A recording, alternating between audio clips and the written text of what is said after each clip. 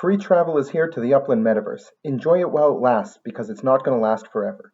In this video, I'm going to explain more about private travel with your vehicles and what it means for the future. I'm YK2012, founder of the Upland Guide. I'm here to unlock the secrets of the Upland Metaverse. On this channel, you can find everything you need to build your Upland empire.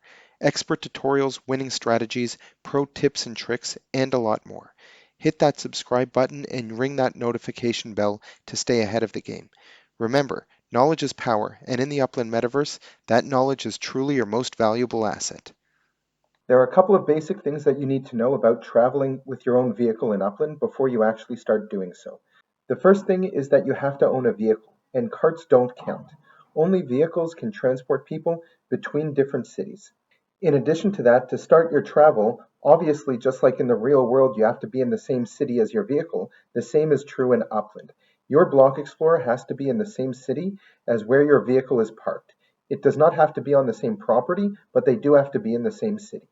When it comes to map assets or any other 3D items that you have on your property, like these vehicles, we know we have the Move To button where you're able to move it to different properties and to rearrange it on any different property. Here with the vehicles, you are now no longer able to move it freely between any different city. If you want to move it within a city, you have no issue doing that.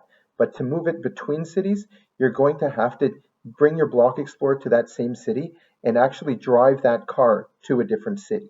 In addition to driving yourself, in the future we will be able to drive other passengers as well. You can see different vehicles have a different number of seats, which means how many people you can take in each trip at any given time. So people will be able to create their own Uber or taxi services within Upland. This will be extremely helpful for people who do not have any vehicles at all, or maybe their vehicle might be in a different city. Vehicles also have different cargo capacities, and just like the seats are for transporting people, the cargo capacity will be for transporting things like outdoor decor or structure ornaments. So now, just like you're unable to move your vehicle between different cities without having your Block Explorer go along with it, we can expect that when shipping is implemented, this same functionality will be applied to your map assets and your structure ornaments. So here's a pro tip. You're probably going to want to start arranging your map assets and structure ornaments and have them in the right city, because just like they lock the functionality of being able to freely move your vehicle, once shipping is implemented, the same thing will apply to these other types of assets. I mentioned that you can travel for free, but it won't last forever. One reason that you might want to travel using public transportation is that it's a lot faster. If you need to get somewhere quickly because you're looking to buy a certain item out of a MetaVenture shop, or you just want to save time, then you're probably going to want to get there as fast as you can, and that's going to be using your planes, trains, or buses. By taking a car, you're going to save yourself the send to the train terminal, and you're also going to save yourself the fee to travel.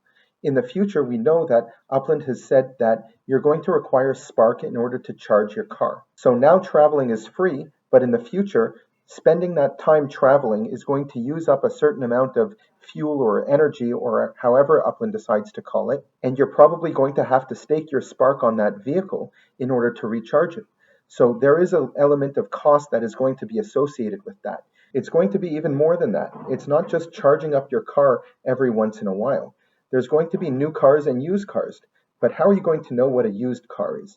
There's going to be mileage on it. Just like you have your own vehicle, when you buy a used car, you want to know how much it's been driven. And the same thing is going to be true with your Upland vehicles as well. A vehicle that travels a lot May be less desirable. for someone who's looking to purchase a vehicle. Also, there's going to be wear and tear on your vehicle, so you're going to have to repair it once in a while.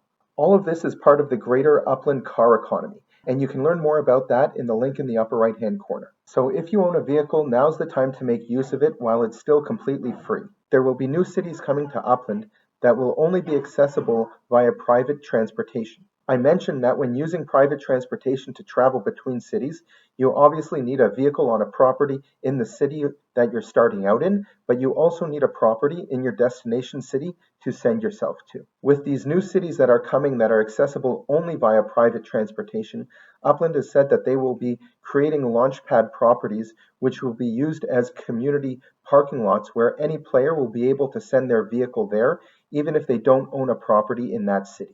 It's not just vehicles. Upland has also said that we can expect to see boats and ports coming into Upland as well. It's not just land vehicles that will exist, just like the real world.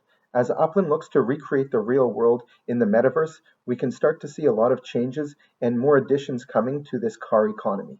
Continue watching these videos to learn more, and of course, make sure to subscribe to this channel to keep up to date with everything that happens in the Upland Metaverse.